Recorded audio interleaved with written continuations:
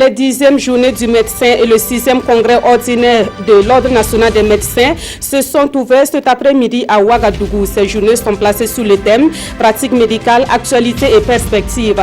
La cérémonie officielle d'ouverture des travaux a été présidée par le chef de l'État. Aujourd'hui, 1er juin, ont débuté les épreuves écrites du BEPC, le brevet d'études primaires du premier cycle. Ils sont plus de 274 000 candidats à prendre part à cet examen pour l'obtention du premier diplôme de l'enseignement secondaire. Depuis 2001, la date du 1er juin est consacrée Journée mondiale du lait. Au Burkina Faso, la célébration de cette journée est placée sous le signe de la production fourragère comme alternative pour disposer du lait à moindre coût. En effet, la filière lait enregistre des contre-performances liées au déficit alimentaire. Et puis à l'étranger, aux Philippines, des combats meurtriers ont lieu à Marawi entre l'armée et des insurgés affiliés à l'État islamique. Au moins 170 personnes ont déjà trouvé la mort. De nombreux civils sont actuellement pris au piège dans ces combats. Mesdames, Messieurs, bonsoir. Merci de nous suivre. Cela dit, les 10e journées du médecin et le 6e congrès ordinaire de l'Ordre national des médecins ont débuté cet après-midi à Ouagadougou. Ces journées se tiennent autour du thème pratique médicale, actualité et perspective. Rochmar Christian Kabouré a présidé la cérémonie d'ouverture de ces journées, au cours desquelles des recommandations seront formulées dans le sens d'améliorer le système sanitaire burkinabé. Issaka Ouedraogo, Aboubakar Sayon. Ces experts de l'ONU sont venus faire au président du Faso le point de leurs travaux sur la corruption au Burkina. Une enquête au cours de laquelle ils ont pu s'imprégner du système de lutte contre ce fléau. Nous avons observé non seulement l'existence d'une volonté et d'une détermination résolue de lutter contre la corruption à travers les lois nouvelles que le Burkina Faso a adoptées et qui s'inspirent grandement des normes et des standards internationaux. À la suite de ces experts, Rochmar Christian Kabouré a reçu l'ambassadeur de la Turquie en fin de mission au Burkina. Au président du Faso, il est venu dire au revoir. Il lui a également fait le bilan de ses 2 ans passés au Burkina. C'était 2 années très difficiles pour le Burkina et pour la Turquie. On a eu des tentatives de coup d'État ici et dans mon pays. La Turquie a été parmi les premiers pays à être à côté du Burkina pendant la tentative du coup d'État. Selon le diplomate turc, la coopération entre le Burkina et la Turquie se porte très bien. Au président du Faso, il a réaffirmé la volonté de son pays à toujours soutenir le Burkina dans ses efforts de développement. Voilà, comme vous venez de suivre donc l'élément sur l'ambassadeur de la Turquie qui est en fin de mission au Burkina Faso et qui est allé exprimer au chef de l'État toute sa satisfaction d'avoir contribué au renforcement de la coopération entre la Turquie et le Burkina Faso. Le président du Faso qui a également accordé une audience aux experts de l'ONU qui viennent d'achever une rencontre sur la corruption à Ouagadougou. Et concernant donc le reportage sur les 10e journées du médecin, nous allons vous le proposer au cours de cette édition. Aujourd'hui, 1er juin, ont débuté les épreuves écrites du BEPC, le brevet d'études primaires du premier cycle. Ils sont plus de 174 000 candidats à prendre part à cet examen pour l'obtention du premier diplôme de l'enseignement secondaire. Le lancement officiel des épreuves a eu lieu à Dori, la capitale de la région du Sahel. Le reportage de Ama Faisal Sissé et Bernard Diassou. Il était 7 heures, temps universel, au lycée provincial, l'un des 2 centres d'écrit de l'examen du BEPC session de 2017, dans la ville de Dori. Comme tradition, le ministre en charge de l'enseignement secondaire est venu encourager et apprécier l'effectivité du démarrage de l'examen du BEPC pour l'ensemble des 274 049 candidats, dont 4 425 pour la région du Sahel. Par rapport à la session de 2016, on a eu une évolution de plus de 17, près de 18%. Là. Pour le BPC, nous sommes à plus de 274 000 candidats. Mais si on prend en compte le BPC, le CAP, le BEP, ça fait plus de 285 000 candidats. Pour nous, c'est le signe aussi que l'accès à l'école, sans préjuger de la qualité, l'accès à l'école devient une réalité dans ce pays-là. Parce que quand on passe de 2016 à 2017 avec environ 20% d'évolution, ça veut dire quand même que les efforts qu'on fait en matière de formation des enseignants, en matière d'infrastructure, ça commence à porter fruit. Entre stress, inquiétude pour certains et assurance pour d'autres, Les candidats ont accueilli à 7h30 les premières épreuves de français. Une dictée. D'une durée de 20 à 30 minutes, coefficient 1. Et donc le titre c'est « Au village ». Au village. Ça c'est facile pour nous tous. Hein? Le ministre Al-Kassoum Maïga a invité les candidats à éviter les comportements frauduleux et à appeler les surveillants à plus de vigilance. Les premiers résultats du BPC session de 2017 vont tomber à partir du 9 juin et la fin de la session est prévue pour le 15 juin. Dans la capitale burkinabé et au seul lycée Philippe Zenda Kaboré, ils sont plus de 2000 élèves à prendre part à l'examen du BEPC cette année. Dans quel état d'esprit peuvent se trouver les candidats en ce premier jour de l'examen? Pour essayer de trouver une réponse à cette question, une de nos équipes a suivi un jeune candidat. Il s'appelle Jonathan Yaro et il livre ses sentiments dans ce reportage signé Ibrahima Sombier et Zoubavier David Adabiri. Après 9 mois d'apprentissage, ces élèves de la classe de 3e sont à l'épreuve ce matin pour l'obtention du BEPC, le brevet d'études du premier cycle, session de 2017. Et c'est avec beaucoup d'émotion que Jonathan Yaro, élève du lycée Saint-Camille de Ouagadougou, prend part à cet examen. Bon, c'est un peu stressant après tant de travail, mais on voit que l'effort accompli pendant l'année, on pense que ça va payer durant cet examen. Légèrement confiant, mais aussi très prudent. Il est 6h30 au jury numéro 2 du lycée Philippe Zenda Kaboré où les surveillants procèdent à l'appel des candidats. Les formalités d'usage finies, le jeune candidat de 14 ans prend place. 7h30, c'est le début de l'épreuve de français. Après 2 heures de composition, c'est un Jonathan un peu plus confiant que nous retrouvons. Dans l'ensemble, c'était bien. Il y a eu quelques erreurs, mais finalement, c'était abordable. Au vu de l'épreuve qu'on vient de passer, je pense que le reste sera abordable. Et à l'instar de Jonathan Yaro, ils sont près de 2100 élèves repartis dans les 5 jurys du lycée Philippe Zenda Kaboré de Ouagadougou en quête du BEPC. Et selon le président du centre, Bourema Traoré, quelques problèmes de logistique sont constatés ce matin, mais pas de nature à entamer la sérénité de l'organisation. Les premiers résultats sont attendus pour le vendredi 9 juin prochain. Comme annoncé en titre, les 10e journées du médecin et le 6e congrès ordinaire de l'Ordre national des médecins ont débuté cet après-midi à Ouagadougou. Ces journées se tiennent autour du thème pratique médicale, actualité et perspective. Rochmar Christian Kaboré a présidé la cérémonie d'ouverture de ces journées, au cours desquelles des recommandations seront formulées dans le sens d'améliorer le système sanitaire burkinabé. Issa Kawedrago, Aboubakar Sayon. L'Ordre des médecins du Burkina en ordre de bataille pour l'amélioration de l'offre de santé au Burkina. Les travaux des 10e journées du médecin se tiennent sous l'égide du président du Faso et permettront à ces professionnels de santé de réfléchir sur les thèmes pratiques médicales au Burkina Faso, actualité et perspective. Nous avons 4 sous-thèmes. La première session est consacrée à la médecine générale au Burkina Faso, champ de compétences et perspectives. La médecine libérale au Burkina Faso constitue la deuxième thématique. Les médecins ont également choisi un sous-thème d'importance, le médecin et la justice. Enfin, une session sera consacrée à l'historique, l'état des lieux et les perspectives des ordres professionnels de santé dans le monde.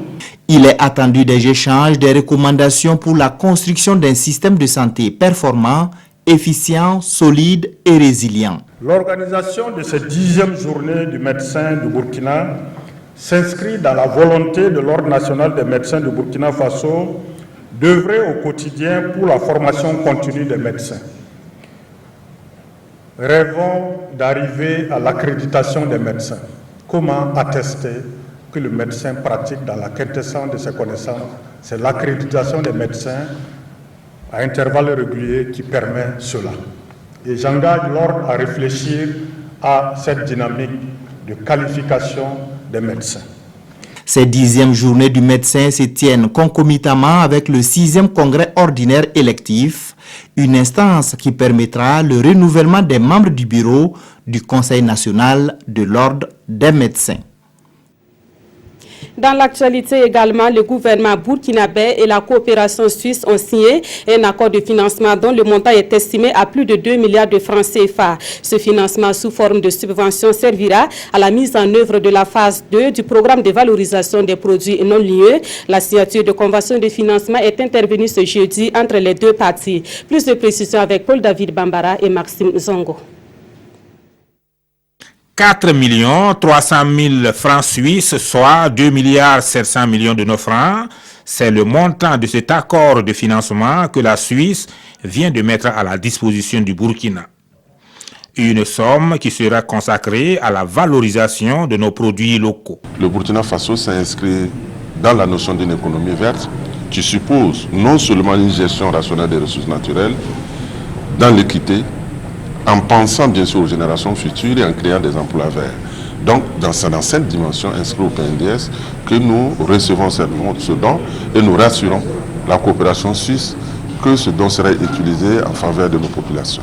Cette subvention intervient 4 ans après une première convention de financement qui a permis la mise en œuvre du programme d'appui à la valorisation des produits forestiers non lieux dont les couches vulnérables sont les principales bénéficiaires. Le développement durable, c'est un développement qui doit profiter au plus grand nombre, qui doit respecter l'environnement et qui doit aussi créer des emplois, en particulier des emplois locaux.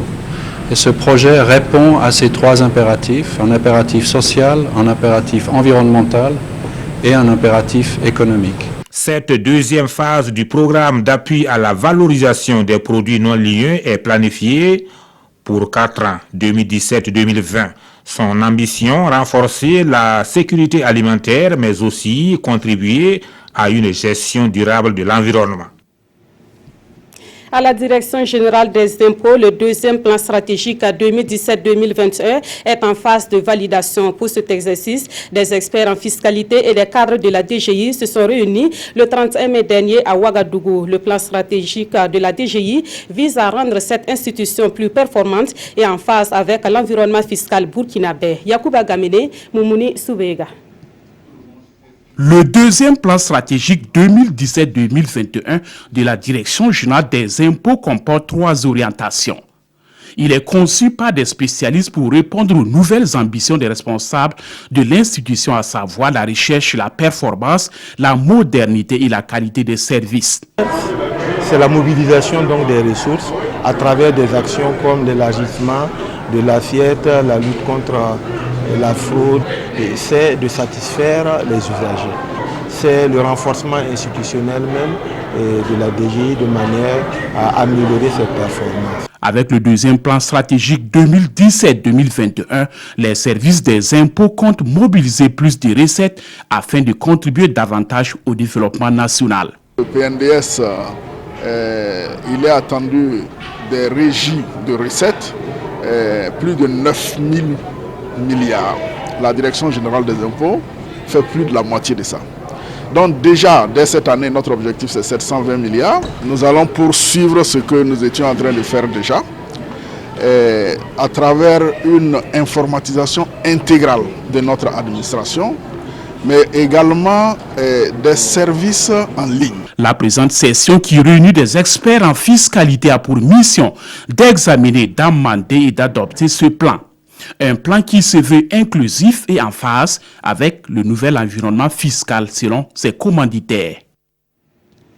Et à côté de cette dynamique de mobilisation des recettes, il faut combattre les pratiques qui sont néfastes pour l'économie telles que le blanchiment de capitaux et les autres délits financiers. Des agents de sécurité sont en formation à Ouagadougou sur les techniques d'enquête relatives à ces 2 phénomènes. La formation a été initiée par le groupe intergouvernemental d'action contre le blanchiment d'argent en partenariat avec la cellule nationale de traitement des informations financières. Urbain Benito Soumé et Tanga Kafando.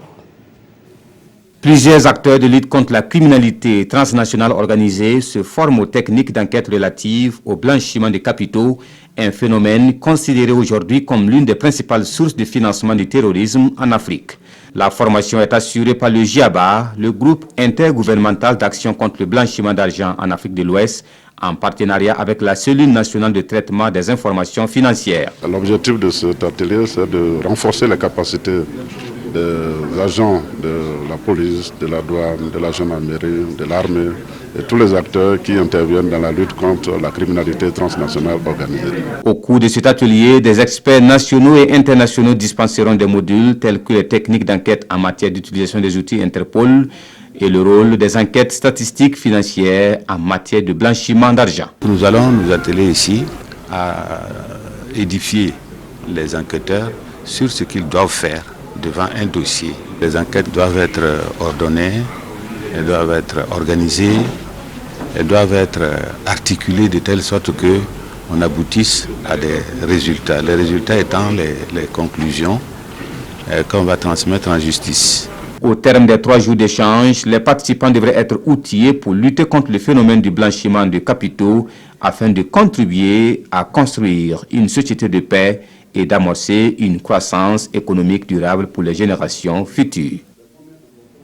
Le ministère de l'économie numérique et des postes se dote d'un référentiel qui va guider ses actions. Ce référentiel va également préciser les voies et moyens pour l'atteinte des missions de ce ministère, dont l'une est l'amélioration de l'accès au TIC au Burkina Faso. Le document a été soumis à la validation des responsables et des partenaires du ministère de l'économie numérique et des postes, Urbain Benito Sommet et Zalissa Sanfo. Une administration moderne au diapason des nouvelles technologies de l'information et de la communication. Le ministère de l'économie numérique et des postes s'y attelle. Ici, il s'agit d'examiner et de valider le référentiel qui va servir de guide pour l'atteinte de cet objectif. Présentement, la téléphonie, ne serait-ce que les coûts de téléphone, nous trouvons que c'est toujours cher. Nous trouvons que le coût d'accès à l'Internet est toujours cher.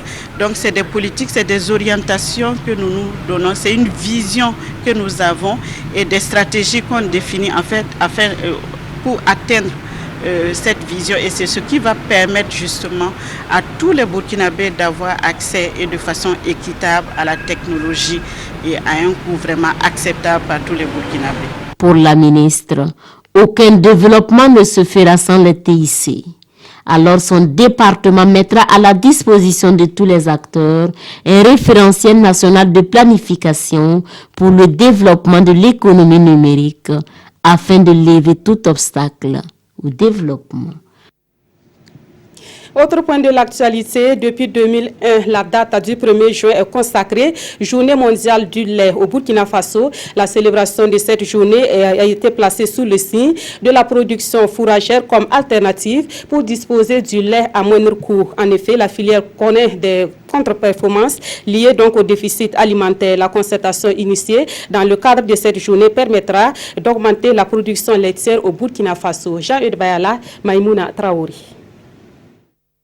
En 2016, le Burkina Faso a produit environ 3 500 000 litres de lait pour un potentiel de 8 millions de litres. Une contre-performance due au déficit fourrager et nutritionnel. C'est pourquoi les acteurs de la filière ont placé la célébration de cette 6e journée mondiale du lait sous le thème « Production fourragère, une alternative pour produire du lait à moindre coût ». Produire du fourrage, c'est moins cher par rapport à payer des sous-produits. Si vous voulez payer une tonne de coton, il faut dégrossir au minimum 175 000 tonnes. Par contre, si vous avez produit du fourrage de qualité, vous allez pouvoir produire la même qualité, plus meilleur même, de lait, la même quantité. Les producteurs laitiers peuvent compter sur l'accompagnement du gouvernement. Nous avons dans notre programme envie de mettre en place la réalisation du bassin laitier de Bobo, un grand projet de plusieurs milliards de francs CFA uniquement destiné à l'augmentation de la production laitière. Nous avons en vue la mise en place d'une unité de production laitière, une usine carrément de production laitière et la création de centres de collecte autour de Ouaga. La commémoration de la Journée mondiale du lait au Burkina Faso prévoit des panels sur les stratégies du PNDS pour le développement de la filière lait, l'influence de la qualité du fourrage sur la production des animaux laitiers, la problématique du développement laitier au Burkina Faso, enjeux et perspectives. La production du lait a réellement besoin d'être boostée quand on sait que de nombreuses familles vivent de cette filière. Ils sont nombreux les Burkinabés qui se lancent dans la transformation du lait et c'est le cas d'une association basée dans la région du Nord dont je vous invite à découvrir les activités dans ce reportage signé Moussaki. Le lait occupe une place importante dans l'économie de la région du Nord. Localité d'éleveurs par excellence, on trouve des laiteries bien connues dans la transformation de ce produit alimentaire. Madame Fatimata Boli a installé sa laitière Kesen depuis 2011 et ce sont des groupements de productrices qui lui livrent le lait chaque matin. On a 17 groupements. On a 2 groupements au niveau de Oïguia ici. Et les autres 15 groupements sont dans les villages. On a commencé avec 20 litres et aujourd'hui on est à 149 litres. Minimum quoi, ça varie. En cette journée mondiale de lait, Béré Sanon et ses 8 collègues ont reçu 60 litres. Après avoir testé la qualité, ils conditionnent dans des emballages dont l'unité coûte 300 francs pour ce qui concerne le lait frais. Le reste est transformé en yaourt. Je fais le travail là, ça vaut 5 ans. Chaque matin, on ouvre à 8 heures. Donc quand je viens, c'est jusqu'à 16 heures on ferme. Voilà. À la fin du mois, si je gagne mon argent, j'arrive à payer mon loyer, à nourrir mes neveux. Et bon, on s'habille là-dedans quoi. Notre travail est bien. On gagne de l'argent pour nos besoins et on peut aussi envoyer à nos familles. Et pour la promotrice, c'est toute une satisfaction car la laitière Kesen contribue à l'autonomisation de l'autre moitié du ciel. Ma satisfaction se situe au niveau des productrices de lait qu'on a voulu aider. Aujourd'hui, ces productrices, il y en a qui prennent leur argent tout de suite à la livraison. D'autres nous disent d'attendre à la fin du mois. Donc, à la fin du mois, c'est des femmes qui prennent leur argent et arrivent à réaliser quelque chose dans leur vie. La laitière Kesen a bénéficié de l'accompagnement de la coopération suisse pour son installation, mais elle utilise toujours du matériel analogique pour le conditionnement du lait. Voilà, producteurs et transformateurs de lait ont certainement pris part à la foire agro-silvo-pastorale de Tienfagé qui a refermé ses portes le week-end écoulé. À cette fois, les acteurs du monde paysan ont exposé leur savoir-faire pendant 5 jours. À côté des expositions, des sessions d'échange ont été organisées dans le sens de développer davantage le monde paysan. Plus de précisions avec Ismaël Duloma Sirima. 5 jours après son ouverture, la 4e édition de la FICOM, la foire internationale agro-silvo-pastorale de Komsilga referme ses portes. Ici à Kienfagé, l'heure est au bilan. Au regard du déroulement des activités, les organisateurs se disent satisfaits. J'avoue qu'avant l'ouverture de cette 4e édition, j'étais vraiment angoissé. Je me posais la question, est-ce que ça serait une réussite comme l'année passée? Mais quand je vois la mobilisation, la diversité des produits présentés et l'engouement, en tout cas des 13 régions, nous rendons grâce à Dieu. Ce sont une trentaine de prix qui ont été décernés à la suite de ces 5 jours d'exposition agro-silvo-pastorale. Des prix composés de sommes d'argent, de charrettes, de brouettes et de lots divers pour encourager les participants à cette foire. C'est une très belle initiative et qui doit être encouragée, soutenue par le politique parce que le politique ne peut pas tout faire. Mais lorsqu'il y a des initiatives comme ça qui sont sur le terrain et qui veulent, qui ont de la volonté, il va falloir que nous puissions mettre des moyens à leur disposition pour qu'ils puissent faire le travail pour le bonheur de toute la population sans distinction.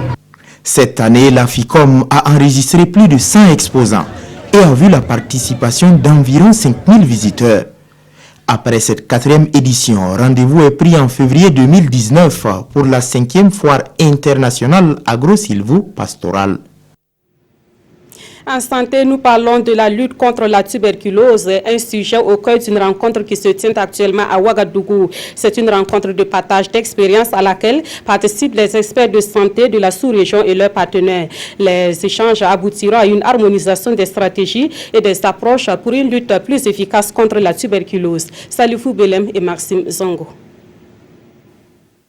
Mettre fin à la tuberculose d'ici 2035, voilà l'objectif clairement affiché par l'Organisation mondiale de la santé, OMS, qui doit pour cela renforcer ses moyens de lutte. Au niveau sous-régional, des programmes nationaux sont élaborés et des stratégies de lutte régulièrement soumises en débat par les experts. Participe de ces cadres de réflexion la création du réseau ouest-africain contre la tuberculose dont les membres et leurs partenaires se sont retrouvés ici à Ouagadougou pour 2 jours de débat. C'est de partager des expériences, c'est de discuter de points qui posent problème pour les programmes de lutte contre la tuberculose. Il y a eu une feuille de route qui a été développée à la fin de la réunion avec des objectifs à moyen et court terme. Et donc voilà, ils sont repartis avec ces objectifs-là. Il y a des choses à mettre en place dans leur pays, il y a des projets de recherche à mettre en place, il y a des financements à chercher. L'harmonisation des approches de lutte, le partage d'expériences et d'informations, voilà entre autres le contenu des échanges. Après Ouagadougou, le cap sera mis sur Dakar en juillet 2018. Avoir ses menstrues est un état naturel chez la femme, mais il est souvent source d'inconfort et même d'absence d'hygiène. Cela a amené la communauté internationale à décréter la date du 30 mai comme journée mondiale de l'hygiène menstruelle. Pour la première fois, le Burkina Faso a commémoré cette journée sous un thème relatif à l'éducation des jeunes filles sur la gestion hygiénique des menstrues en milieu scolaire. La cérémonie s'est déroulée à Dori et le reportage est de Matteo Drago et Bernard Diasso. Le Burkina Faso célèbre pour la première fois la journée mondiale de l'hygiène menstruelle. Adoptée officiellement le 28 mai 2014 par les Nations Unies, la gestion hygiénique des menstrues suppose que les femmes et les adolescentes utilisent du matériel propre pour l'absorption du sang menstruel. Elles doivent pouvoir se changer dans l'intimité et avoir accès à des infrastructures adéquates et en sécurité. Depuis 2015, les activités suivantes ont été menées. Recherche, afin d'analyser la problématique de la gestion des menstrues en milieu scolaire. Mise en place d'infrastructures d'eau, hygiène, assainissement fonctionnelles. Mise en œuvre des activités d'assainissement et de promotion de l'hygiène dans les écoles. Cet appui technique et financier de l'UNICEF a permis au ministère de l'Éducation nationale et de l'alphabétisation d'élaborer un paquet d'outils de communication, gestion hygiénique des menstrues. Ce paquet est composé de 4 outils de communication. Un livre destiné aux filles, un guide à l'usage des enseignants et 2 affiches pour les élèves et les enseignants. Depuis la rentrée scolaire 2016-2017, un projet pilote est en expérimentation dans 100 établissements primaires, post-primaires et secondaires des régions des Cascades, de l'Est, des Hauts-Bassins et du Sahel. Cette première édition de la Journée mondiale de l'hygiène menstruelle au Burkina a été célébrée sous le thème « Éduquer sur les menstrues change tout ». Actualité à l'étranger avec tout d'abord cette brève. Donald Trump annonce le retrait des États-Unis de l'accord de Paris sur le climat. Comme il l'avait promis pendant la campagne présidentielle, le président américain est passé à l'acte en tournant le dos à cet accord sur le climat signé par 194 États. Et cela malgré les nombreux appels venus de la scène internationale, du monde des affaires et même de son administration à revoir sa position. Et puis, aux Philippines, des combats ont lieu à Marawi entre l'armée et des insurgés affiliés à l'État islamique. Au moins 170 personnes ont déjà trouvé la mort. De nombreux civils sont pris au piège dans les combats.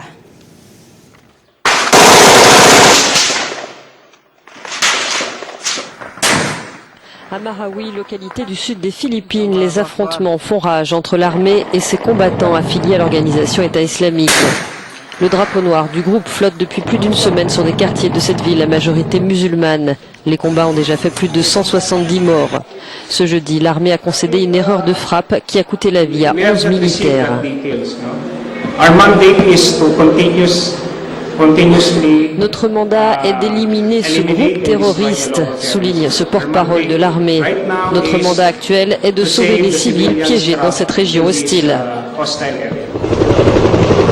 Plusieurs milliers de personnes sont prises au piège des combats qui dévastent cette localité sur l'île de Mindanao. Les insurgés résistent à l'assaut des militaires. Ils ont repoussé l'appel à la reddition lancé en début de semaine par les autorités. L'action des rebelles s'inscrit dans la continuité d'une insurrection musulmane vieille de 40 ans dans un archipel à majorité catholique.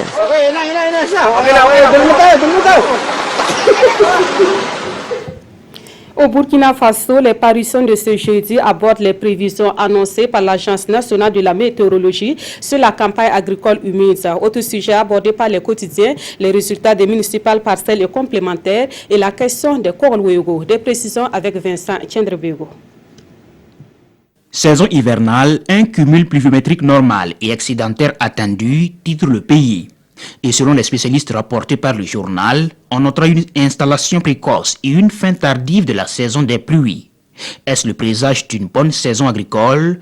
Difficile de le prédire car il faut tenir compte de certains paramètres comme la répartition des pluies dans l'espace et dans le temps. Et le conseil aux agriculteurs est de ne pas semer du mil ou du maïs dans les bas-fonds. Plainte de la CENI en justice contre les chefs coutumiers de Andem Tenga, Sidoya salue et rappelle que tout citoyen qui qu'il soit doit répondre de ses comportements délictuels.